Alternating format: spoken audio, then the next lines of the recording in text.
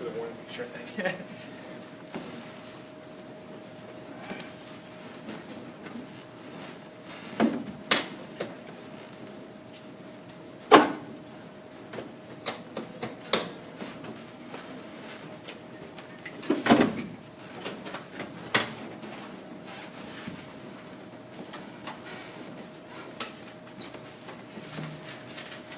Will this move over?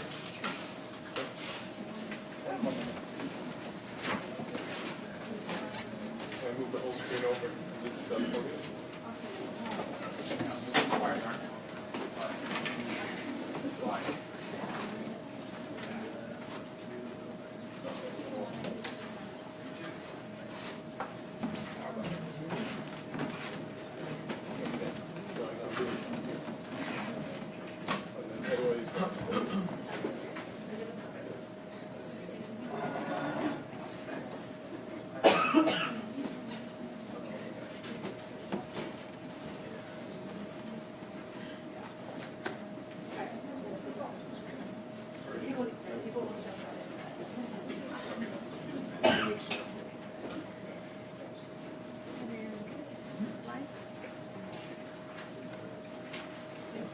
Okay, hi guys. Good afternoon, everybody. Thank you so much for coming. I'm Katie Wolf, the Assistant Director of Global Engagement and International Programs here at the New School. I'm so glad you guys are all here.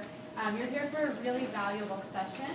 We are very lucky today to be joined by Michael Wiles of Weinberg and Wild and Weinberg, law firm.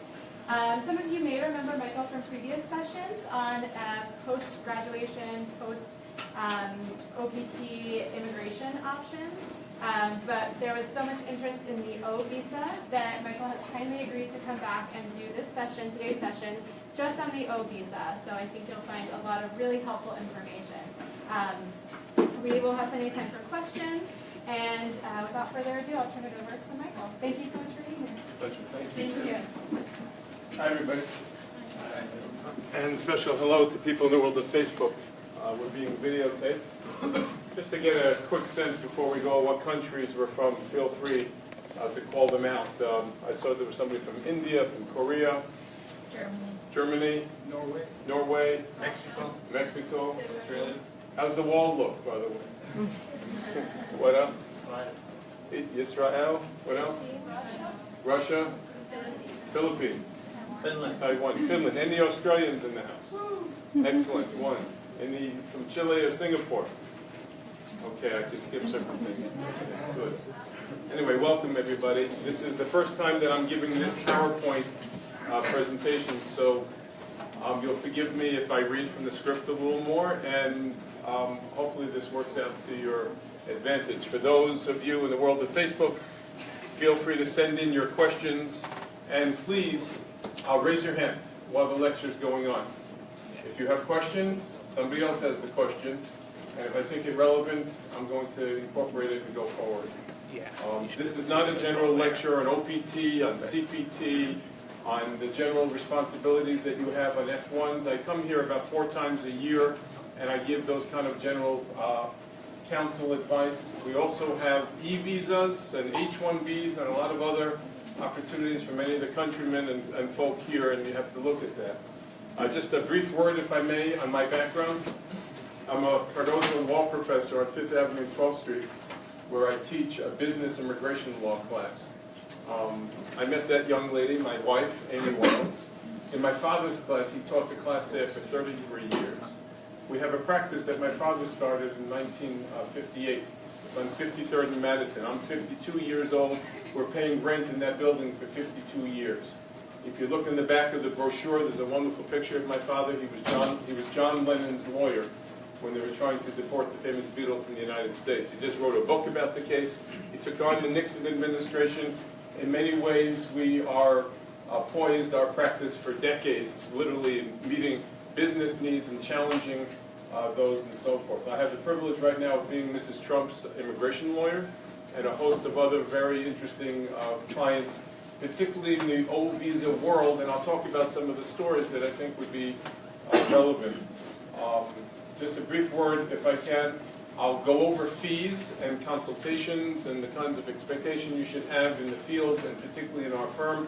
I'm here out of love for the school and with the prayer that those of you who have invested in this beautiful experiment we call America will continue not just in your education, but in the workforce, and not be intimidated by the xenophobia and by what you're hearing. Those of you who are seeking our shores to work, particularly with the O visa, have talent, and you're another feather in America's cap. Don't lose sight of that. It's more of a challenge to onboard yourself into the workforce, where English may be your second or third language, where the visas don't look promising, or you're being told that you're marginalized because you don't have a robust experience and you're coming directly out of school. Sit back, enjoy this, and hopefully I'll answer some of your questions, and I will stay here until everyone's questions are answered. So, welcome. What is immigration law? In general, I'll say it's a system of laws set up by Congress and governed by many different federal offices, moving the foreign nationals throughout the United States. If you look at the arrow in the slide, you'll see on the one side we have U.S. citizens, and the other side we have B1s. How many people here have a B1, B2 visa in their passport? A few of you. Okay. So the B and the F. Everybody here is an F student? Right. Everybody with a B or an F, it's a weak visa.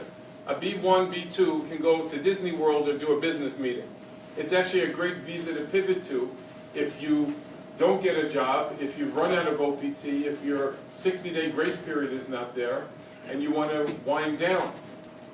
So you can ask for 60 days. You are given a 60-day grace period, but you can then ask for 6 months on a B1 visa. But a B1, B2 must leave the United States. An F1 must leave the United States. You're allowed 1 year of OPT for each ascending degree. If you have a bachelor's, you get one OPT. If you get a master's, you get another OPT. If you get an LLM or an advanced degree, a PhD, you can get another OPT. If you go for another master's, you're not getting another OPT. And if you don't use it, you will lose it. But it's a very weak visa. Even if you're an OPT, you have no business opening up your own LLC, your own company. The minute you run out of runway on a work authorization, you don't have the right to be here. Then you have the H-1B visa, the L visa. Those are professional worker visas based on your degree, based on being somebody who worked abroad. And the O visa goes in there too. These are visas that will allow you to stay here for extended periods of time. They allow for a dual intent. A student visa doesn't allow you for a dual intent. So a gentleman or a gentlelady who gets engaged and is walking with a ring or a bride magazine in and out on an F1 may have a problem explaining to the examiner that they really intend on leaving America if they're dating and they're going to marry a citizen here. Yes, sir? You said if you're on a B or an F each week and you need to create an LLC. That's right. I've looked into that and it doesn't, I mean, there's no rule against even a foreigner Right, so participating in an LLC. we're going to talk about this, but there's a presumption in the law that everybody wants to live here permanently. So during an OPT, you have no problem if you have your own corporation or an LLC working for it. But the minute your OPT runs out of runway, you now have a company that you own and you don't have the right to work for it. Ah, okay. So it's not a good idea to have it on the books unless you take it off the books. Then you have LPR on the right, which is a green card. If you have a green card, 5 years later you become a U.S. citizen, or 3 years later you can become a U.S. citizen if you're married to a citizen.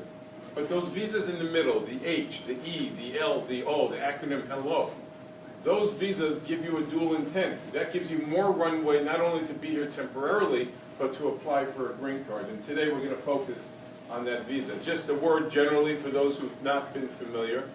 The government is not like Australia, not like Canada. We do not recognize based on people's experience or prowess. You know, Canada has a point system. If you are bilingual, you've attended high universities, you have a job, you're free of crime, you get a point system. America sees people through two prisms. You're either here temporarily or permanently. And not asylum or anything provocative, but the general rules are you can qualify for status based on employment, based on family, marriage, or based on investment. And I have a lot of other visas that will explain the journeys, and I'm happy to come back with more workshops and more suggestions based on what I hear from the feedback from today. Nick, Yes, ma'am. could you repeat one more time how many years it takes to apply for a green card? Yes, so to apply for a green card, There are a myriad of ways. You can apply for, so like I said, you can get a temporary visa based on marriage, based on employment, or based on investment. To get a green card, it's the same way. You can get it based on marriage if you marry somebody, but the green card you're going to get if the marriage is less than 2 years is only going to be good for 2. The government doesn't trust marriages when they're less than 2 years, and they have another look back at it. So you can get a green card based on marriage. You can get a green card based on investment. It's the EB-5. Right now it's suspended into animation, but there are 3 kinds of EB-5s to get a green card based on investment. And it's subject to change soon. 1 is you put $1 million and 10 people to work in a business. 2 is you do that in a rural area where unemployment is high, and you only have to put $500,000, but you have to put 10 new people to work. You buy a Dunkin' Donuts. You don't want to buy a Dunkin' Donuts in a rural area. The 3rd one is you invest $500,000 in one of 800 regional centers that will automatically spin off employment for people. So the Barclays Center in Brooklyn, 10 guys selling beer, you get a green card. 10 guys selling popcorn, and a gentleman from Israel will get a green card. That's the EB-5. The 3rd mechanism of getting green cards generally through employment are a myriad of preferences, the EB-1 through 4. That is, if you're extraordinary, if you have a job offer through the Labor Department where you go through this waltz and you run ads with people who have master's degrees or bachelor's degrees, or if you're a religious worker, there are a myriad of ways. But we're not here to focus on all the ancillary ways. I'll tell you what's involved if you want to consult with me, my fee, and how I explain these other options. We're here today to focus on another option. Moving along. There is a presumption of immigrant intent. For those in Facebook, forgive me. You ever see when you go to the airport, there's somebody like this standing at the airport? Very aggressive, like, bring it on. What is that? It's the presumption of immigrant intent. It's your burden to prove to the government when you come here that you're going to leave. That presumption lies not only at the border, but when you make applications, when you're coming back for entries. There are certain exceptions. The H visa, the L visa, and actually the O visa allows for a dual intent. Just because you have an F1 endorsed in your passport doesn't mean you're going to be readmitted every time. They have the right to go through your iPhones. How many people here, by the way, have their actual F1 I-20 with them? 1, 2, 2. It's actually a grounds of removal not to have your documents with you, originals. How many people have a picture of the I-20, at least on their Apple? Good. Not permitted, but better than nothing. People don't want to lose these documents. So the government has a very aggressive sense. If you don't follow the protocols, and I come here often to talk about those protocols, it could be an issue. The burden is on you, and that burden applies when you're making applications at embassies, for extensions, and when you come in. There are some fundamental rules of changing status and adjusting status. When you go from one temporary visa to another temporary, you're changing status. It's like a game of tag. You always have to be in status before you go to the next one. When you adjust status, you're going from a temporary visa to a permanent one. There you can do it based on marriage, based on employment, or based on investments. That's a term of art. But generally, immigration is looked through a prism of petitions. There's a petitioner and a beneficiary. In marriages, the petitioner is the U.S. citizen, the beneficiary is the foreign national. In work visas, the petitioner is the employer, the jefe, and the beneficiary is the alien. Who does the lawyer represent? Come to my law school class down the block. It's a mess. Who pays you, who doesn't pay you. Some visas require the employer to pay the filing fee, and you can't, but you can pay the premium processing fee where they'll give you an answer in 15 days. Just because your boss says you should use that lawyer, does that lawyer now have an obligation to you, or to you and the other individual? You need to have these things clear. And then you have to be very careful. Your boss may not want you to use any other lawyer other than his lawyer to protect his interests. What does that do for you? Are you being handled properly, and what are your rights? We'll talk about that as things go. So, there are 2 kinds of practical training for students. There's CPT and there's OPT. The CPT has to do with something that you're going to learn here. The OPT must be tied to a particular field of study. Anybody here on OPT already? Okay, a lot of you. If you're studying, what are you studying now? Communications. Anybody here studying acting? Acting, okay. Are you an OPT? Yeah, Do you have a job lined up now? I have an interview next week. An interview next week. Would anybody object if this young lady became a waitress on OPT? Would that be authorized employment? You say no for Mexico, you say no because it's not authorized. Anybody else want to make the case for the other side? Yes, ma'am. No. I'm making a case for the no. Say no. Anybody say yes? I say yes. What does an actor do? Acting. Right, it mimics. That is the mix. Right, and how does an actor learn? What's optional practical training? Getting a little practical training. You're working as an actor. Some guy is being embarrassed by his wife who's screaming at him. Some kid is not cleaning his plate properly and a mother starts screaming at him. What are you studying? I just want you to understand that you don't have to be paid during OPT. It has to relate to the field of study, and you can construe that liberally, and there's no policing of this by the authorities. And you can't go 90 days without being employed, so you want to make sure that you're either volunteering or you're doing something related to your studies. Yes, sir? Could you use a writer instead of the actor just to have ideas? Yeah, so an actor could be writing content, or No, a writer being the profession. if you're writing, I'll give you 150 different ideas. The least of which would be a guy like me who's looking to write a book right now, who would ask you to spend a few days looking at my treatment and help me. So there are 150 different ways each of you can construe this and get the taste of what was intended out of the practical training. Again, you get one OPT for each ascending degree. This is not an OPT workshop, but I just wanted to make sure I hit some basic parameters. OPT begins and ends. There's a 60-day grace period to leave. You may not be on the payroll on that 61st day. You must report your change of location and deal with the DSO. Your DSO and the talent in that office is unparalleled. I lecture frequently at a lot of universities. This is one of the most efficient and, I should say, compassionate, because they bring guys like me here all the time to make sure that you're up on things. Let's talk now about the old visa, which is the purpose of why I'm here. How many people have attempted already to do an old visa? How did it go? I went to see a lawyer like a couple months ago. Right. And what did the lawyer say? What? What did the lawyer say? That was only one time. He Okay. explained like what I need to gather my information. Like I'm not hiring you, so I'm allowed to ask some kind of discriminatory questions. Where are you from? from Japan. From Japan. How old are you? 30. 30. What did you study here? Jazz. Jazz. Do you have a profile in jazz before you came to the United States? I have the profile for the classical music, but I didn't have anything for jazz. And he asked me I need to collect the reviews, like some like history what I did. Right. So if I were your lawyer, I would want to work on your profile abroad and maybe fine-tune the kind of narrative that I give the government related to what you did abroad.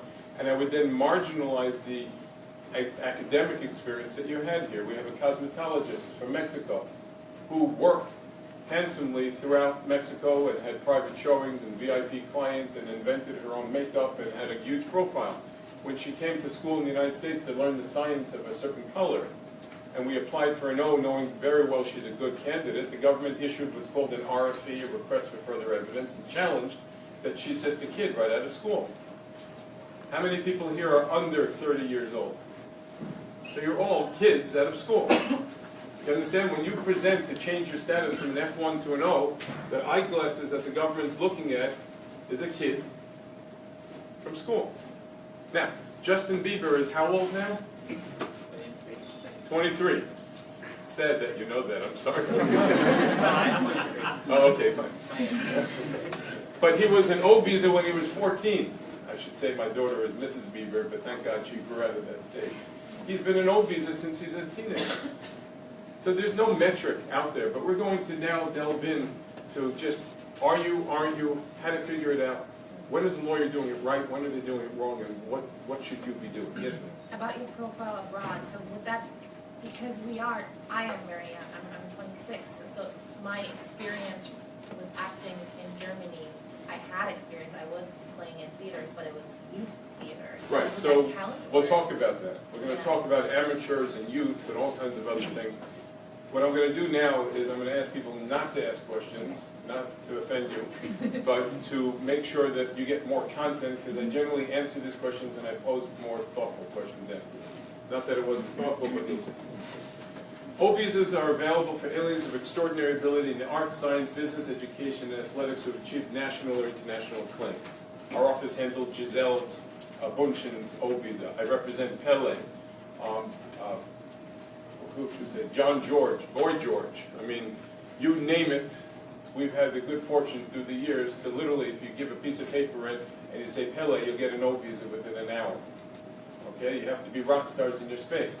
It's initially valid up to 3 years. It can be extended indefinitely for 1-year increments from the same employer. It requires an advisory opinion from a peer group if there is one that exists. You may not be a legend in your own mind. That's a critical thing. You have to empirically be important or have done something in your space. The O requirements are for individuals of extraordinary ability. You have to prove that you're qualified to be an O1 visa, that you're an individual of extraordinary ability recognized in your field. So you would have to show that you have an upcoming job, and sometimes the eye candy from the job offer or the company who offers it can make some ground for you. A full-time or a part-time offer from a single employer, or you could have multiple job offers from different employers, particularly for those involved in freelance capacity in visual arts, musicians, actors, graphic designers, and photographers. The job offer does not need to conform in contract form, but they must be in the form of letters from U.S. employers confirming that there is a anticipated work. There must be a reasonable projection of the upcoming work, and the Immigration Service does not check up on work, but does understand that things change. You can actually have a conversation with an employer, an oral contract, that's memorialized in an email. You can't give a napkin in the back of a jazz club and say, we want you. And they could have language on the bottom saying it is anticipated now that this is what we're going to do. This is all subject to market change and needs of the company and change circumstances. We help draft all of these work offers, and you understand this. There are 2 fundamental ways of applying for an O-visa. If you apply for an O-visa directly with one employer, and then 9 minutes later you're miserable or they fire you, you have to get another O-visa, and there's no portability clause. The H visa, based on your degree, allows you to pivot from one to the other. You have to then get a new O-visa. So it's kind of foolish to put all of your eggs in one basket unless you love them, not like them, or they love you and they don't just like you. The other clever way is to have an agent sponsor you for your O-visa. The agent gets a lot of commitments. You have a contract between the agent and those commitments, and then you have a contract with the agent and you. We have a gentleman that we use. He charges our office only $500, where he charges other firms a lot more. He only wants the $500 and never takes any money from your commitments. But the admonition to the government that you're going to work for these 4 or 5 jobs, and the thing on the bottom saying, look, if these don't happen or they're replaced, there'll be a lot of others, makes it a more thoughtful way of becoming an O-visa rather than giving it to, you'll forgive me, the man, and then finding out that you're miserable. And then you have to either leave or find an employer because you were terminated and they canceled your visa overnight facetiously. If you would like to work with multiple different employers, an agent as a third party makes sense, and the agent could be anybody.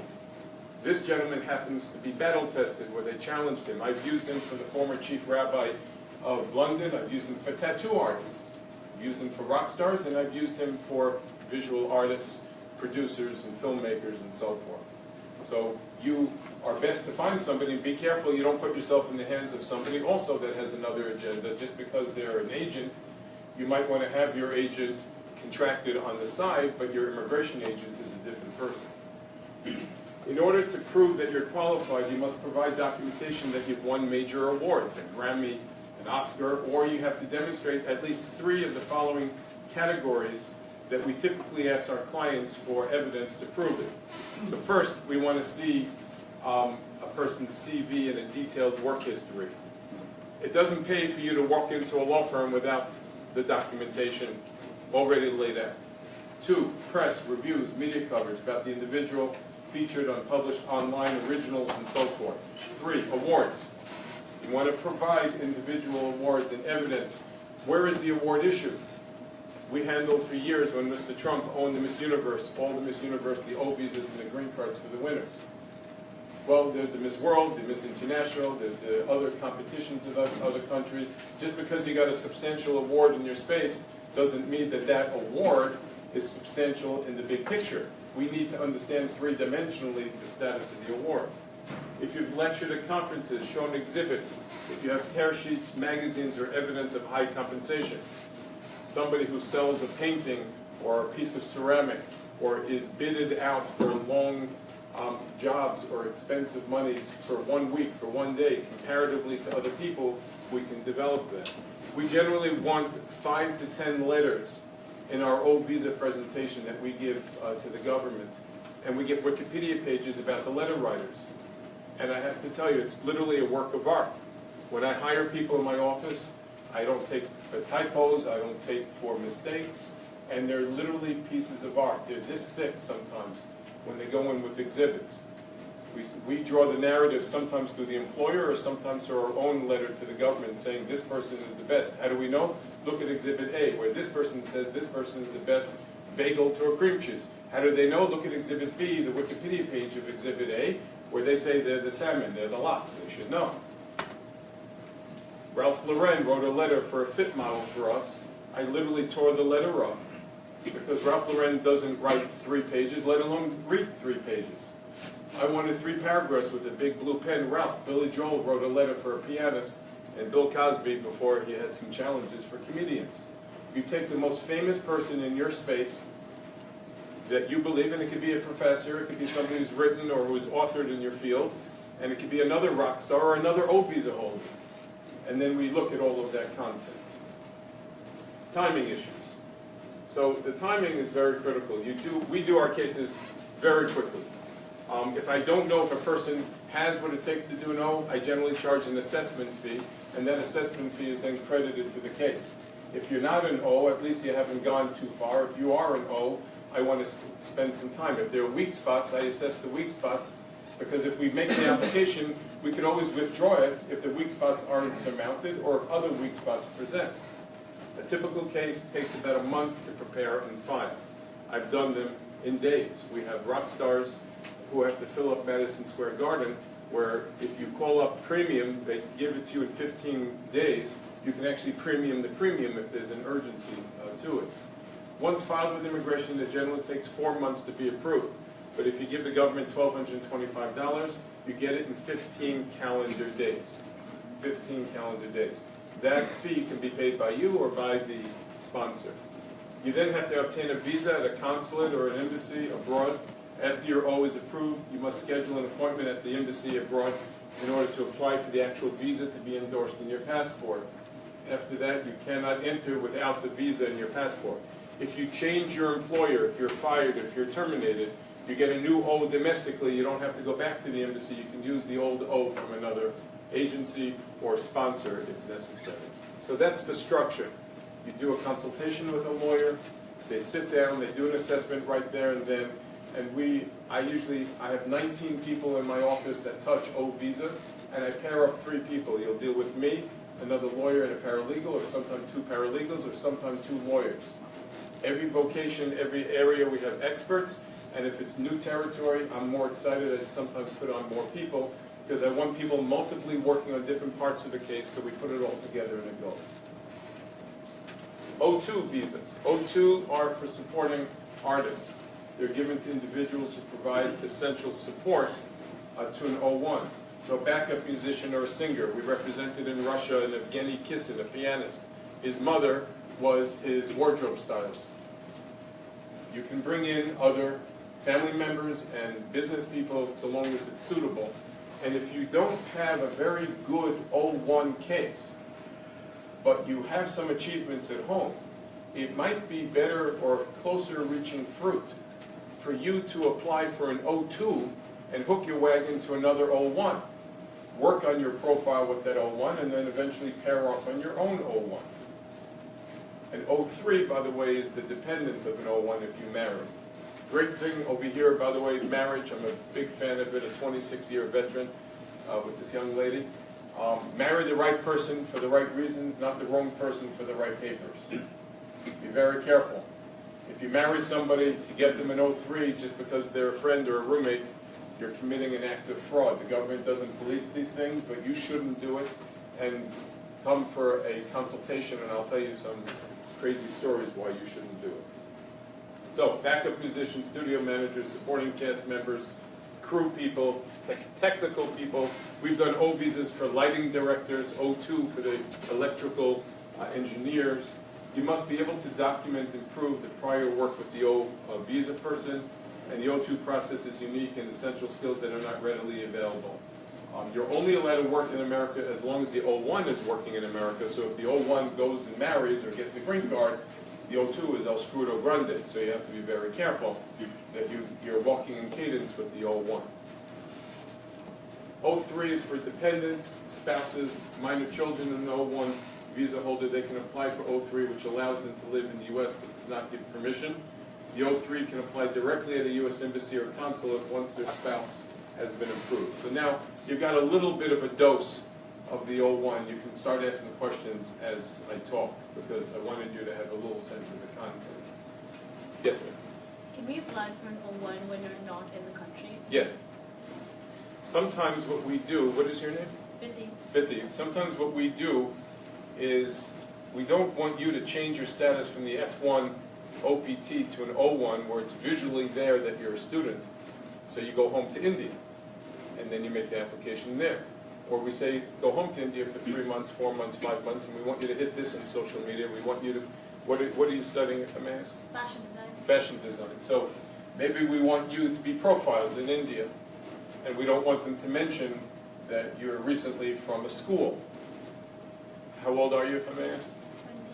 21. 21. Do you have a profile in fashion before you got here? Okay, so you see, as we get closer to the 20 mark, it becomes more of a challenge. But if you won awards in school, if your professor felt that you were extraordinary, those are things that will lay the foundation for good letters, and then we need to look for another solution. Now, you have to weigh, Vithi, on what side you want to do. Is it better for you to go to India, develop a narrative, and come back on an O? Or are you better going for a master's or another degree where you can develop your portfolio of contacts and kind of give yourself a little more runway on life, so you'll be 22, 23 when we look at it, and an opportunity may come up.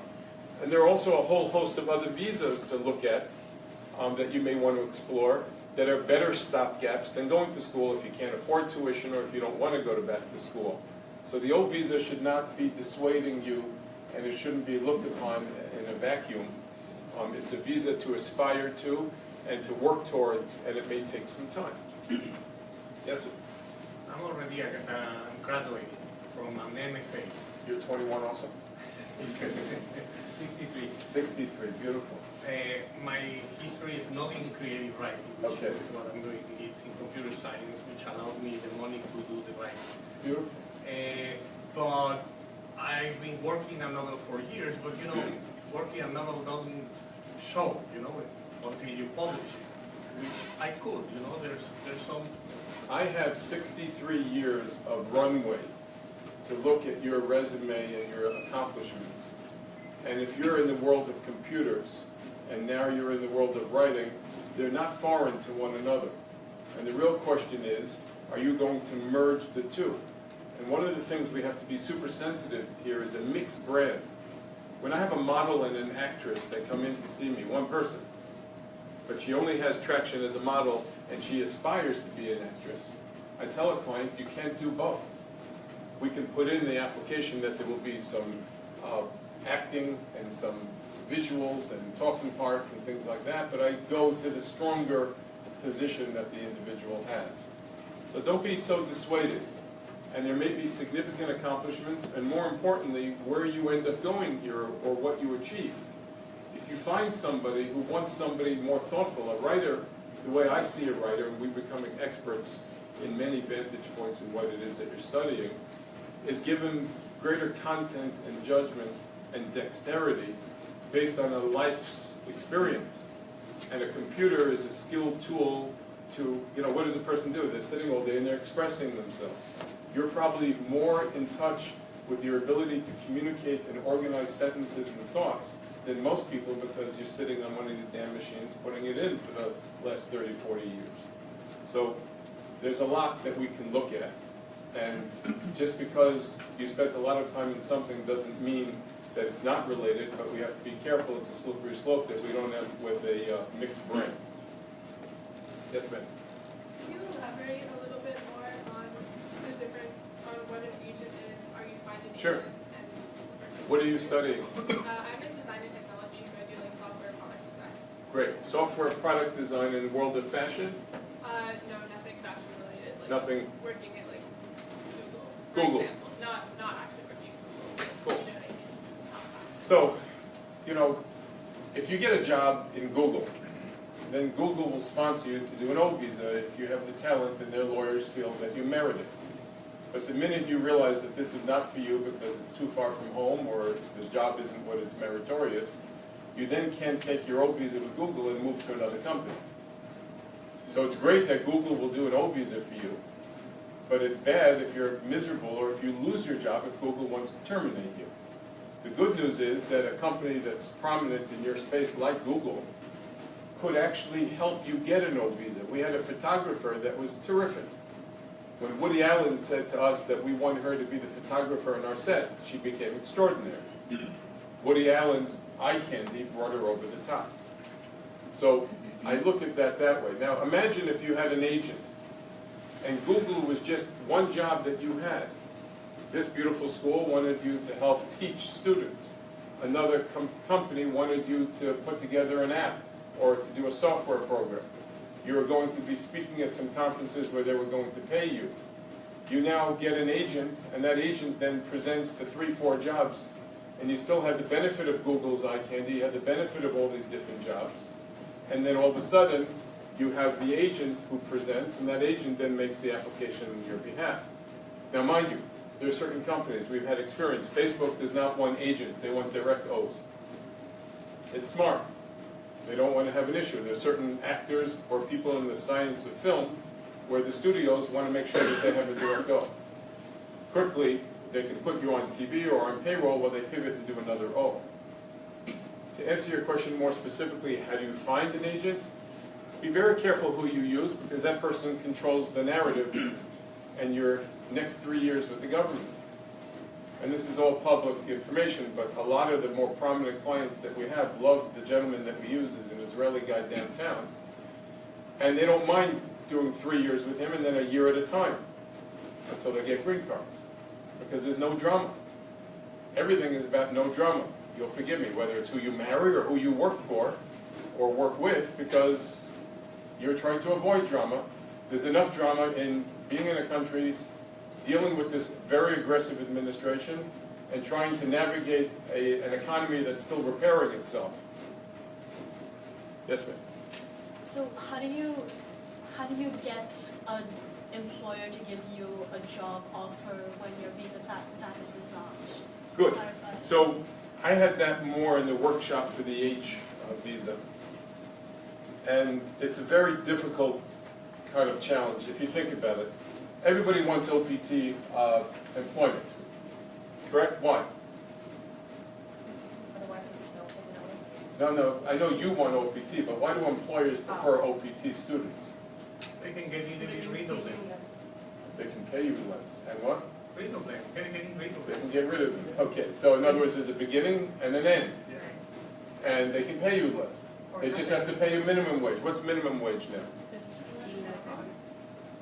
5, 11, 15, okay. If you add it all up now. So minimum wage is all they have to pay you if you're here on an OPT. If you're doing an O visa or an H, things get a little more dramatic. For the H, they have to pay you a prevailing wage.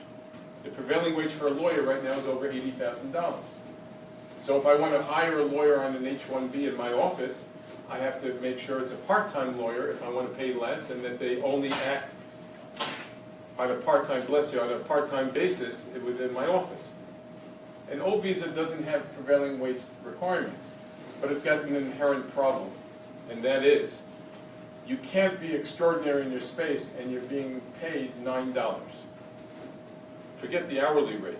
You can't say the person's really exceptional and extraordinary. I represent Yeshiva University in the Upper West Side of Manhattan, Washington Heights. We had these two unbelievable, talented video technical people. And they were coming directly out on F1s, and we got them all ones because of the kind of events, the kind of commitments, and the kind of jobs, and the kind of letters they got. They did letters. We got letters from, Dr. Oz and Elie Wiesel and all the people that were being honored at dinners where they were there, and they really got to know people, and we really were able to dazzle the government. We're now dealing with extensions for these folks.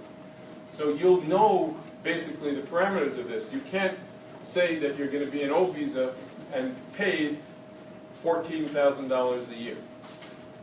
You can try to confuse the government a little bit with the agent, but you know what they do? They use their fingers. They add it up. This commitment from Google is this commitment from the school is this commitment. Now they may look at you, for some of those of you that are more in the creative, as artists. I lecture at the Academy of Arts and a few other of the fine artist schools in the country. Bless you. They know that you love sleeping in paint, that you love what it is that you do. You love writing more than earning a living through the computer world. So they're kind of liberal on not having you get a lot of money. But if you make a lot of money, you're being offered a lot of money, you actually prepare yourself for a much stronger narrative for an O visa. Yes? What about the volunteer internships that we did that we never got paid for? So the voluntary internships that you never got paid for, here I would want to prove to the government that the company has 100, 200 applicants, that they only take the most exceptional. It's their practice not to pay you a nickel, and it's really for your academic benefit. Now you should know, the laws have changed. Federal immigration laws stand in concert with local wage and hours. You cannot employ somebody in a company in the United States unless you pay the person. Everybody in the years past used to do that. Now, a J or an H and OPT, if they're getting credit or something like that, you can make a different argument. But you have to, it's not your problem, that's more the problem for the employer. And when I get a phone call from an employer who says, I got an OPT, can I not pay them a nickel? It's a problem. On a J1 you can, believe it or not. But for you, you want to show that the internship opened your eyes. But if you see the word amateur, internship, it reminds you of what? Student and young and inexperienced. So I don't want the word clinic or internship in there. It's a problem because it's a double-edged sword. It may be a special place, but you were only 21 years old doing something while you're there. And you were actually 20 or 19 when you did it. But you know what? It also shows the government a trajectory of where you're going. They could say that you were employed, but does that mean you were paid? You don't want lawyers to fudge things or make things up because you can be accused of fraud. Yes, ma'am? Is there like a certain time that you have to submit O1 visas? Because I know some of my friends who applied for H1, they got reserved around like 2 or something. So you can apply for an O at any point that you want. If you have a profile in your home country, you could have applied for it while you were in school. If you get the O visa approved, you can work for the person and then go to school on the side without having to have the F1. You give up your F1. You could apply for the O independently of the F1 and bank it. You stay on your F1, you get the approval, you put it in your back pocket, you'll use it later. Is that possible? Yes. So if I would apply for grad school and Yeah, you have a lot of people that are not sure if they're going to get a job or get the O, and they matriculate in the school, they apply for the O. You don't apply to change your status, you apply for the approval of the petition. You then have to later apply to change your status, or you go to the American Embassy abroad. When you get the visa, you enter on that visa, and that vitiates the student visa. And then you have an even better case because you've been to school. Well, and more experience. I like O students under the age of 20 to actually leave and come back or not be here when we file, so I'm not changing your status from the F1 visually to the government. Yes? Timing of OPT and O1. Sure. We have the 60 day. I'm starting my OPT really in July, so I can take advantage Yeah, of the 60 good. day. I have still 90 days I could be unemployed. We're creating a magazine with colleagues from the MFA that is going to help us all publish, but it's also a way to bring together. Good. It's a big story. if I am a part of something that is where I'm working, is that an impediment? No, but if you're on OPT when you did it, the government's surgically going to figure it out. If you're part of a major project and you're an OPT, but if I show them that this is a 63-year-old gentleman from Mexico with a huge profile who was selected out of a whole group of people and is working on a project that is not normal to other people to get, then it's more productive.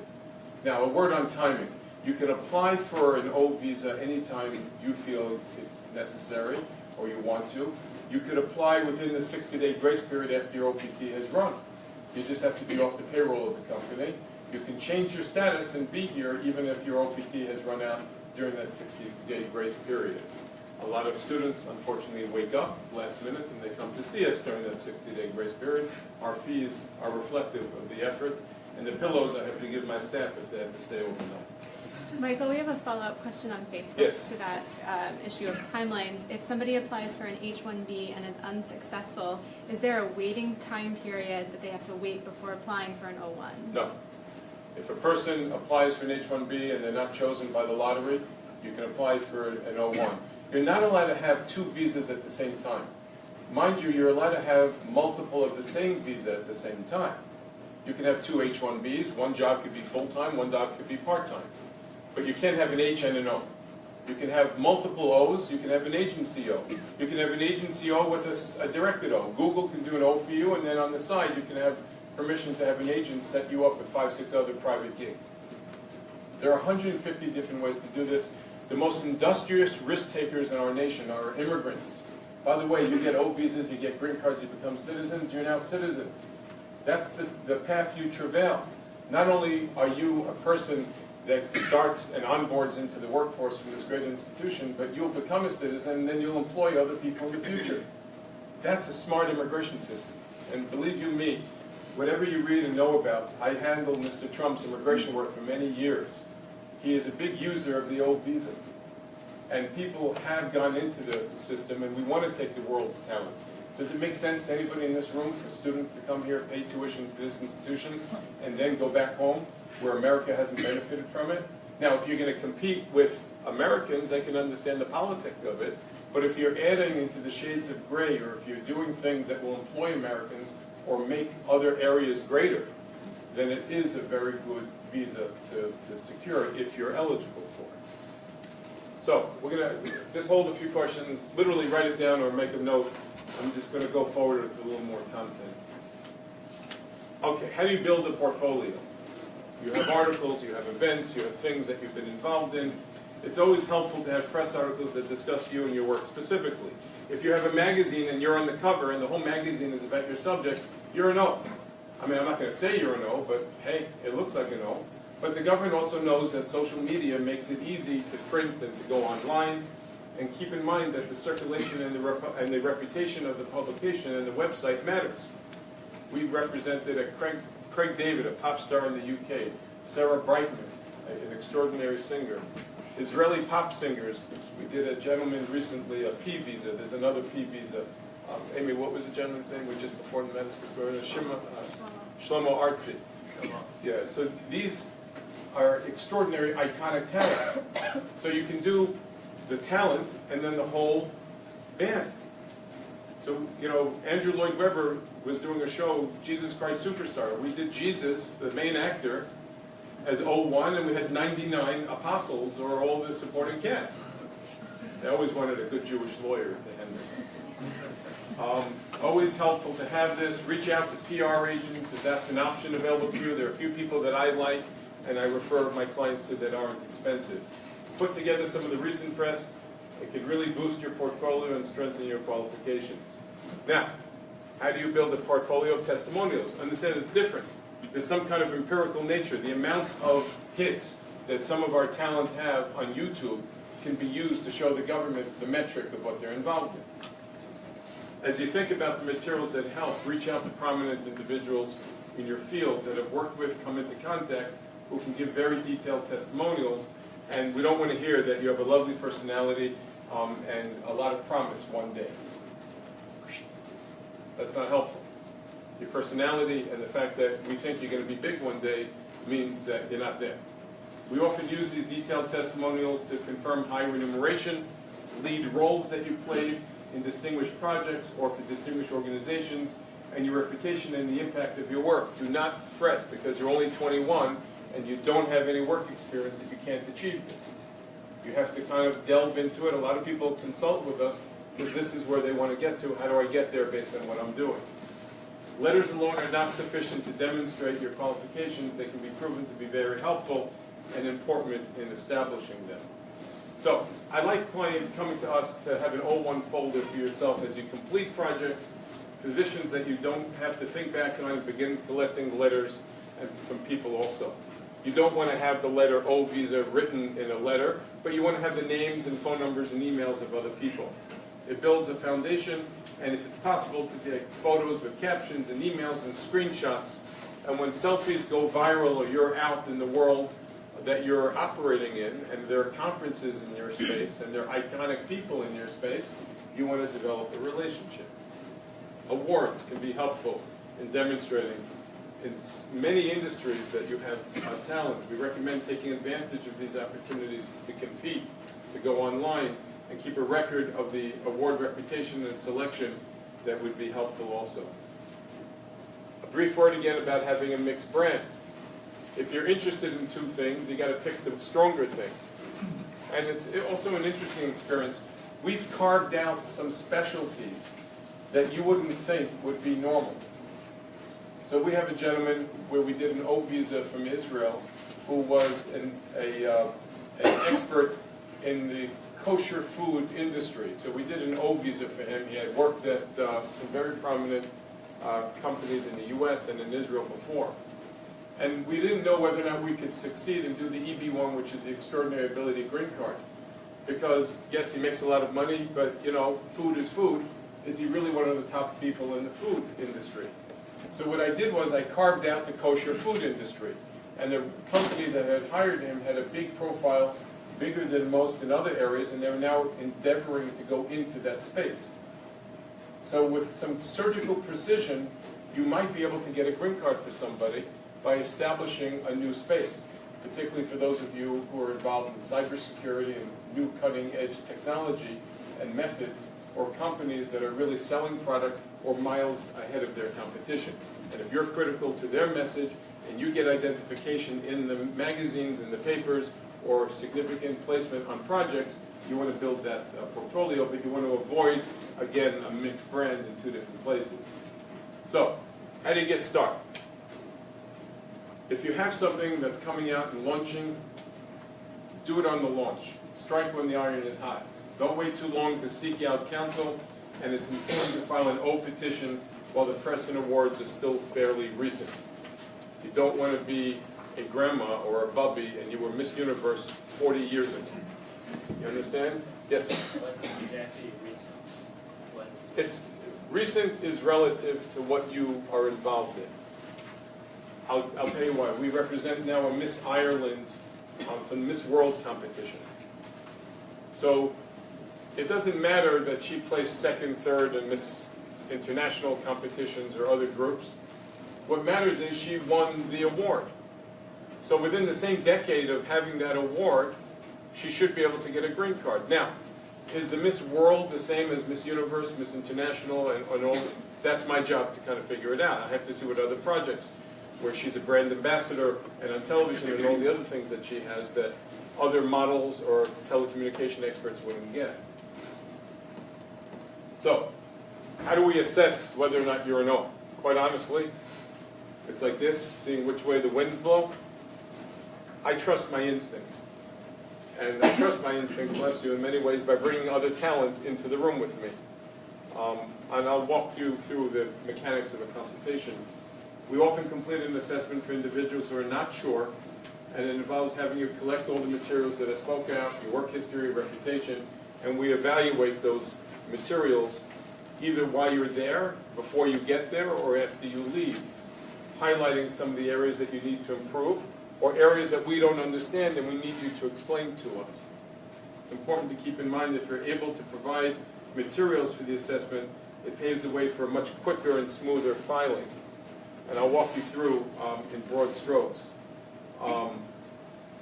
When a client comes to our office, we charge a consultation fee. I sit with them for a full hour. It's during that time that I ask to see the materials, and if I feel it, I set a fee, and we embark on it, and I introduce you to the professionals that will work on it at that moment. I insist on being copied in every email. There's a fee agreement that you accept and agree in writing, and we do payment plans where there's students or there's a need. My fees are all over the place. I'm saying that because if I have a sob story, I try to meet you where you can. If I have a big job and you're going to help write the letters and we're editing them, I can lower the fee. If you come to me with 9 minutes left and I got to put more staff on it, the fee's going to go higher. I make this up as I go. And I'm saying that to you because I have a heart and because I realize that if I do a good job for one, you'll refer me a dozen. If I do a bad job for one, I will then have the reverse occur as well. And I'm transparent about those experiences. So I don't refund the assessment, and I always credit it to the case. What if you don't hit it within a few months, 6 months or a year? The fee agreement should satisfy what the expectation is. Generally, my assessment fee will last about a year's time, and so forth. And again, I adapt those as I need to. So, we spoke briefly about an agent before. An agent can serve as the old petitioner. It doesn't have to be a traditional agent. The person doesn't have to take a percentage of your money, and it can be allowing this kind of flexibility that we discussed.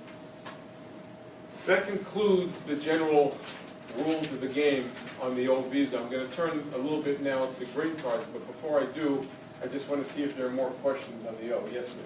How valuable is a large social media following? Good. How valuable is a large social media following?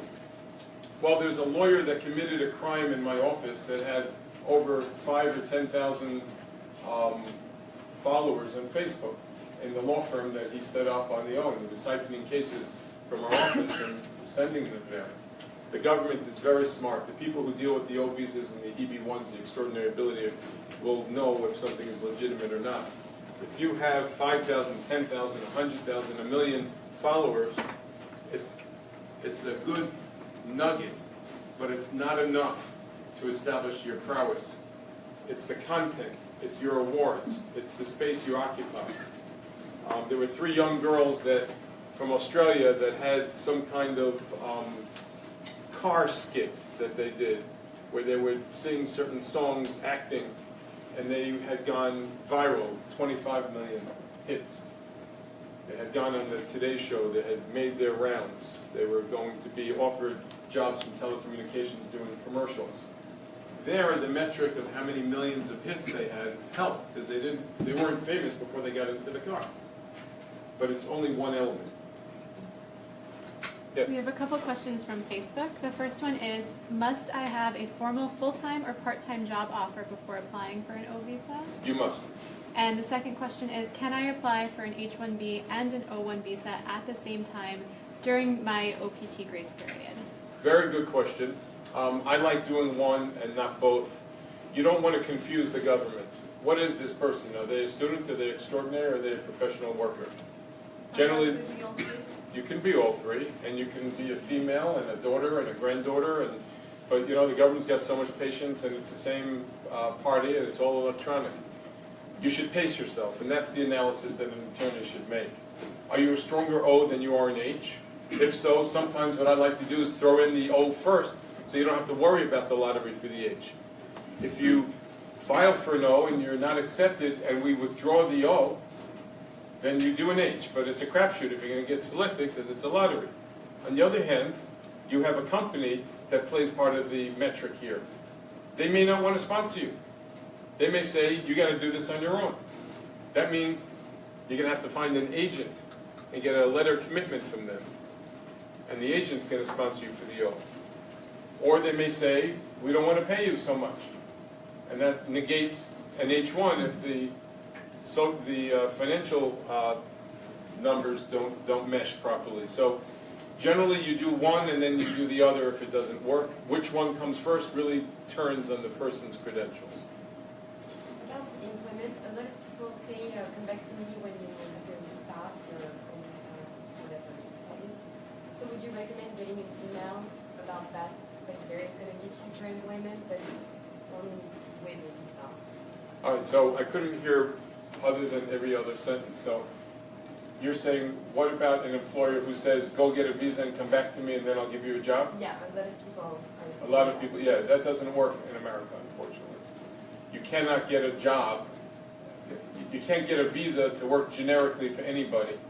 That only works in the old visa status with an agent, Okay. where an agent then is presenting a narrative, and we do it on their behalf to the government, that I have a contract with this talent, and then I also have contracts with the following 4, 5, 7 gigs that they're going to work, and they're going to be working on other gigs too.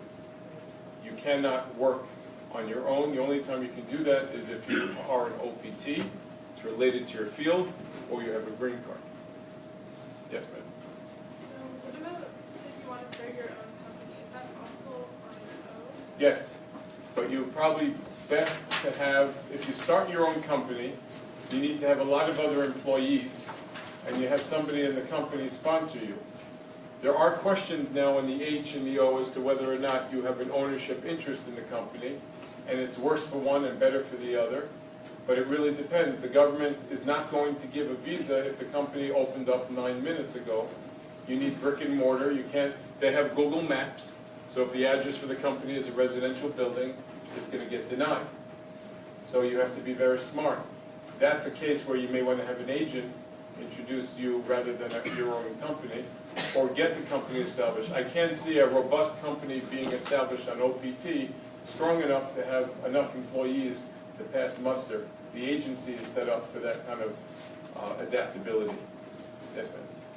So if you get direct O, can you get like the other O with the agent? Yes, you can have a direct O, and then on the side you can develop a whole narrative with a few other things. Once you have an O, the government kind of acknowledges that you're extraordinary. Now, just because you have an O doesn't mean you're getting an O extension. And just because you have one doesn't mean you're getting another one. And if you go to a less than ethical lawyer and they lie or they huff and puff, now you're stuck by the narrative of that lawyer. So choose wisely. We'll talk about that before we part ways again. Does that answer your question? Yeah, but so because my friend has direct O from the company because they don't want him to hire. They don't want him to go someplace else. Yeah. Yeah. So can he be like able to like submit another O with the agent? Yes. Now, if he has a contract with his direct O, and is working on the side negates that, he may end up being fired and find himself in a lawsuit. So, but if you're an employee at will and you have an O visa, your employer doesn't have to know the other ones. Yes. On timing, my logic would be, I'm graduating, I have a book that's not, maybe not fully ready for graduating, but not for publishing. Right. But in the next year, I have a good chance of publishing in magazines, etc. I have some teachers that mentor me. Should I then wait for the OPT and gather all those things and then go for the O afterwards? I've met with other individuals like you, sir. What's your name? Mikael. Michael. I'm Michael. Mikael, it really depends on the caliber of the project. When we do scientists or outstanding researchers or individuals who are really extraordinary consultants in their space, we really like to see the robust history that they have before they came to the United States to answer that kind of question on timing and so forth. If you have a patent, if you publish a book, if you're a part of some significant projects, if you've authored original work or played a high role in an important project, these are all things that lend itself. I might say to you, forget OPT, go back to Mexico.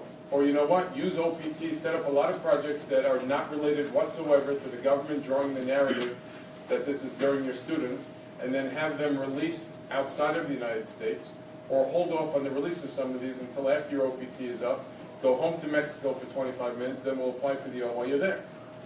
I mean, there's a whole lot of ways, but the strategy is not one that works for another.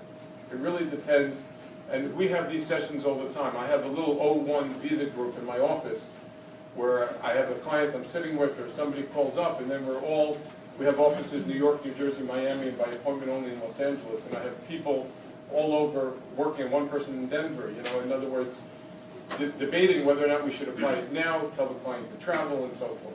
Yes? The feeling I'm getting from what you're saying is the OPT is really not such a good thing, that probably it's better to go for the old strain. If you have talent and you're close, it's close hanging fruit, it's a waste of time, the OPT, if you want to get on with your life. Yeah. But let me explain a little something to you. My father, when he gave these lectures at NYU Law School for the LLM, the advanced law students, we are always, he's done this over 30-something years. The old days were magnificent, and it's before my time too, but you had 4 years to go to school, right? You had 1 year OPT, you had 6 years on an H-1, then you have a green card, and then citizenship. Nobody at all cared at all to come to a session like this. Now you're all immigration experts. You're worried the minute you get in, am I going to get a job? Am I going to get the cadence of the H-1? Are they going to select me if I get a bachelor's degree? Is an employer going to want to pay me? So you're looking to get rid of your OPT. Other people used to say I could stay in America for 7 years, 1 year OPT and 6 years on an H, and I'll get a green card at the end. Now, you should know it's not an H-1B workshop, but an H-1 lasts for 6 years. If by year 5 you apply for a green card, so it's cooking for a full year, you can extend your H-1 a year at a time until it's finished. We have clients on 9, 10, 11, 12 years on an H-1. So there are ways to plan these things. But now everybody needs to be an immigration expert. Everybody has to anticipate that. But the story for one is not for the other. The OPT may be a waste of time if you're already an O candidate. But if we do an assessment for you, Mikhail, and we see out of the 6 you hit 2 strong and 3 weak, you're not an O. So we really have to assess how many of those 3 out of the 6 you hit. And when you hit them, we can then give you guidance. Yes, sir. So you mentioned that you recommend being, well, you have to be to be employed full-time. It's best to. So I'm a singer-songwriter. It's not, I guess it's not common to be fully employed. Like I would release music, I book dates, I think releases. We did a green card and an O visa for Chris Braid. He wrote stuff for Beyonce and God knows what. You need an agent. A singer-songwriter is in the world of agency. You have an artist that wants you to do something. You have a recording studio that wants you to be on hand. You have, you know, all kinds of things. A singer-songwriter also could be ensconced in other areas of art and entertainment because there's television commercials and there's all kinds of social media platforms. So I have the most fun with an individual like you when I meet because sitting in your resume and your life's experience are opportunities and job offers that you don't even realize. And that's the most imaginative thing, and this is why this beautiful diamond in the rough we call America is made better with immigrants, because who knows what special song you're going to get. But you need to put together a narrative of all of this to get, but you need an agent. Okay. Yes, ma'am? Would you say there's a good time for doing the OPT and coming for assessments? Like, you can have enough time? The day after you meet me is the right time to call my assistant. Her name is Gabriella. Not the same day I'm here. You could email her now, and I'll give you contracts. You know, I'll give you metrics to email her, and she's going to be out tomorrow afternoon and Monday morning. So be a little patient. But then there's another young lady, Pat, who can book it. So I'll figure it out. I would do the assessment sooner than later. You have to know. If you're miles from an O, you want to know that. If you're close to it, you want to know that. If it's not even relevant to you, you want to know that. Now, a word on fees, very briefly. I charge a $500 consultation fee. I charge $600 if I got to come in early or late. I charge $1,000 at night. It's a lot of money. I charge the students from this institution $250 for a half hour. I don't credit the $250 to the case. If you pay the $500, the $600, I credit it to the case. Just to let you know. What is crediting to the case? In other words, if I say the O visa is $5,000 and you pay me a $500 consultation fee, you pay me $4,500. But if you pay the $250, you get a half hour of our time. Now I do it for 2 reasons. Number one, $250 is a lot more reachable than $500. Number two, you're more educated than most clients that come to me because of this session. If other students on Facebook or others see this, then you need to, either watch this tape, but I also expand this liberally, I want you to know. I don't look at my watch, I don't track hours, I charge by the project, never by the hour. Any immigration lawyer that's charging by the hour, get out of their office, okay? We also don't lose cases. I think there's one O visa that we had a problem with, and I told the client to withdraw it, they insisted, and then we had a problem. I push when clients want me to push, and sometimes I play it very conservatively, and we withdraw the case if we need to. My typical O fees range between 5 and 10 grand. I don't go less because, but quite honestly, our models, we go less because they're more routine. Most lawyers that are really good are charging anywhere between 5 and 10 grand in New York. I do go higher if you need it faster, or if it's a real select headache, I make that assessment. My assessment fee generally is around $3,500. So, but if it's a $5,000 case, the assessment fee generally is $2,500. I will then dollar for dollar credit that to the case. Yes, sir. The freedom to go out from the US and go back. I have one kid in Canada, 2 in Brazil. I don't want to be stuck in the US, not Right. being able to visit the family. So is it a problem with the O visa? No, you get multiple entry O visas. It's based on reciprocity. The Foreign Affairs Manual girds this by the kind of relationship we have with your home country. So for those Brazilians that are here, it is a pain. Russia is a pain. We have bad relations with Brazil and Russia. Resident in Brazil. Yeah, so, but I'm just saying, no. But if you're a Mexican national, it's on the protocol. You may get a 3-year O visa, but you may have to go back to the American Embassy every year, or every 2 years. You'll have to look at that. Don't be scared on my fees. Like I said, I am a sucker for a good story and a violin. I'm just telling you. And at some point, if there's enough traffic, I'm happy to cap my O fees for this school. I haven't gotten to that point yet. I want you to know that there are other schools where I've capped my O visa for $5,000. I don't go beyond it. And then there's a lot of art and other things that we go on our walls for clients that can't afford even that. So in other words, there are ways for you to make it up, and I'm very sympathetic to your case. But I never meet with a client without an initial consultation. We do a lot of pro bono work where we don't charge people at all. This is not that space. Yes? We have a question from Facebook regarding agents. It's a 2-part question. I'm an author and I have a literary agent. Is that the type of agent that's required? And secondly, should I get an agent before or after meeting with a lawyer? Okay. A literary agent may be a good agent, but what if you hate your literary agent? Now they control not only your future with the book or a project, but you're also your immigration narrative. It's a big mistake. So I would have a different agent track the immigration, and your literary agent has a contract girding what they're involved in on that one project. The second question went out my ear. It was, should I get an agent before or after meeting with a lawyer to talk about the O1? Oh, we'll provide you with one, or if you're not happy with that one, or you have somebody in mind, bring them, or bring the information with you. I'm always nervous, truthfully, about referring our agent, but he's no drama. And having no drama in any of this immigration stuff is worth $500, quite honestly.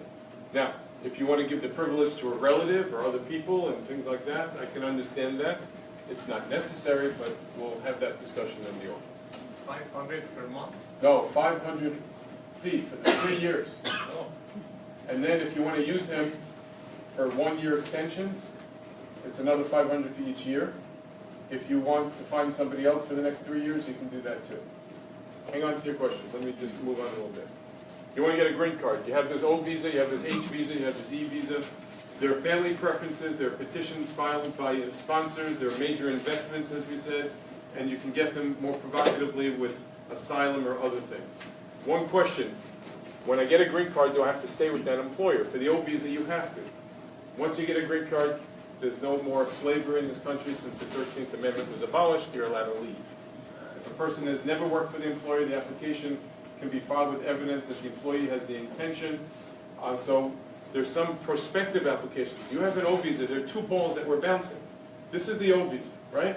The green card can be the same person that gave you the O, or it can be somebody else. Let's say you like the O, but you don't love the O, but you have somebody else on the side that's willing to sponsor you for a green card. There are a few different ways that we do that.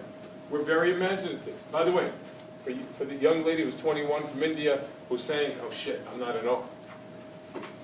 Maybe you apply for a green card. Go back to India, within a year or two we'll get your green card by somebody who offers you a job here.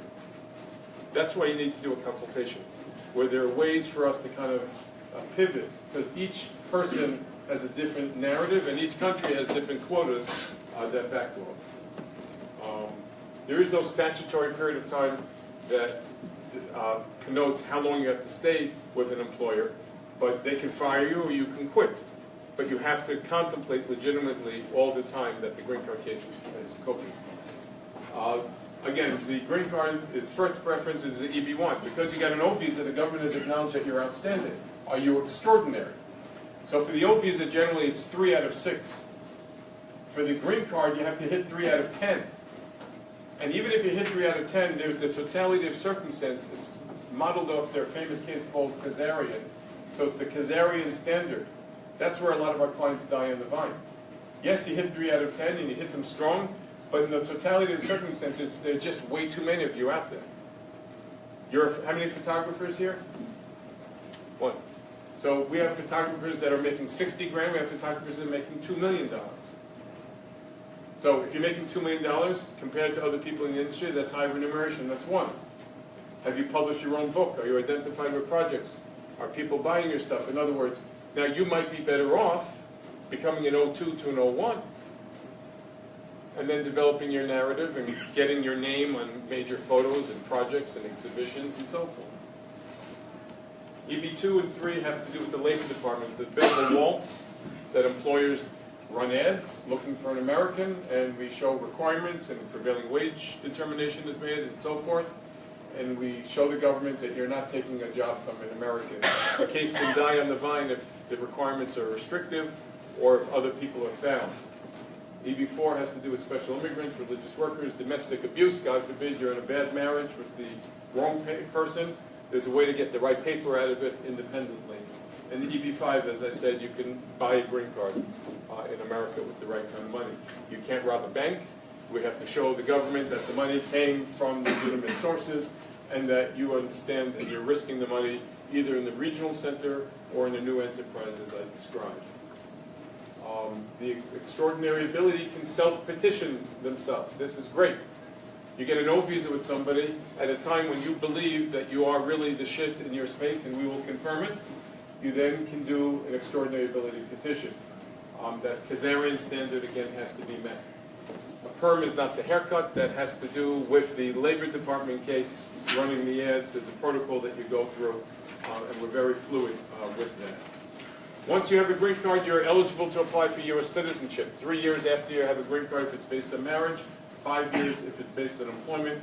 You can acquire it at birth, derive it through the naturalization of your parents, or otherwise. I am not finished with everybody in this room until you're all passport holders of this country. That's the way we roll in our office. I just want you to understand that you could be a dual national with your home country unless you come from Japan, Germany. Germany is kind of flexible on these things now, and they're getting a little less aggressive about it. Yoko Ono, in his public information, has to extend her green card every 10 years because she would lose her citizenship in Japan if she became a citizen of the United States.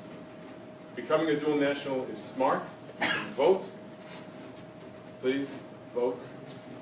You can participate in more delicate homeland security areas, and there are greater benefits, the most important of which is you can never be deported. I don't want you marrying a citizen and not becoming a citizen yourself, because we're very fluent with the intersection of child custody, marital issues. You don't want one parent to be a citizen, one isn't, and then you have somebody who absconds with a child or has issues and so forth. A word on there's some useful websites there. A word on our firm. We're really one of the best in the country, but I'll be brutally honest with you. My father was president of the American Immigration Lawyers Association in the 1970s. Then it was called the American Immigration and Nationality Lawyers. But when they said the acronym was AML, they decided to change it to AILA, the American Immigration Lawyers Association. So he was president of the association when there were 400 immigration lawyers. There are now about 14,000. And there are a lot of good ones, and there's a lot of garbage. And there's a lot of stuff in between. I'm brutally honest with people.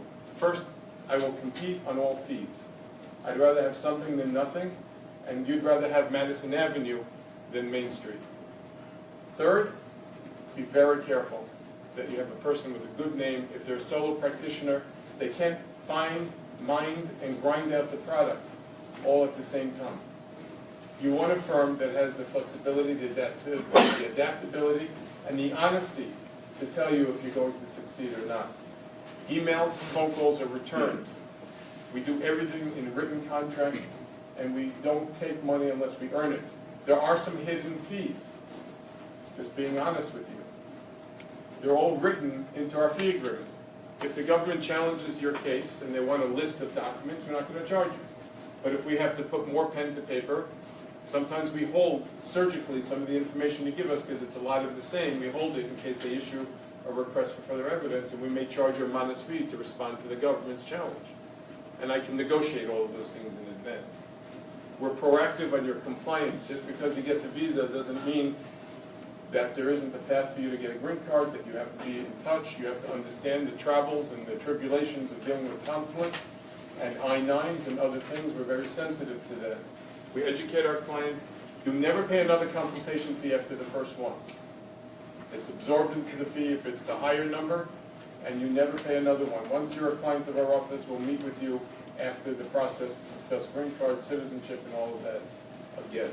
So when it comes to being prompt and efficient and all of that, I urge you to consider using our practice. I'm here more altruistically, whether you use me or not. I want you to know I speak before hundreds of students and I get handfuls, literally, of cases. And I do it more to pay it forward, as I hope my son and my daughter, who are in law school down the block, will. Now, one thing that I'm very proud when I conclude these things is my parents escaped the Holocaust in great part because of Lady Liberty. And the kind of persecution that immigrants are feeling and the tone, the xenophobia that you're seeing on television is a byproduct of a pendulum of time. We saw this in the 1800s when the Chinese Exclusion Acts were excluding Chinese after they built our railroad system, and there were too many and they competed with Americans. And we see years where challenges are always deflected to minorities and to immigrants. Make America great. You're a part of that. Our president is not a bigot, and he's returning campaign promises. Our first lady, in the tone of Queen Esther from the Bible, is an immigrant herself and has the president's ear.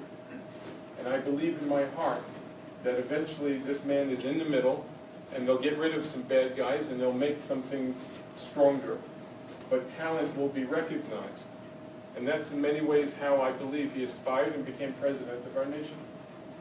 All visas reflect talent. And if you can get there, we'd be honored to help you. If you're not there, we'll be honored to tell you. And if there are other ways we can help you, let us be part of your journey. Thank you.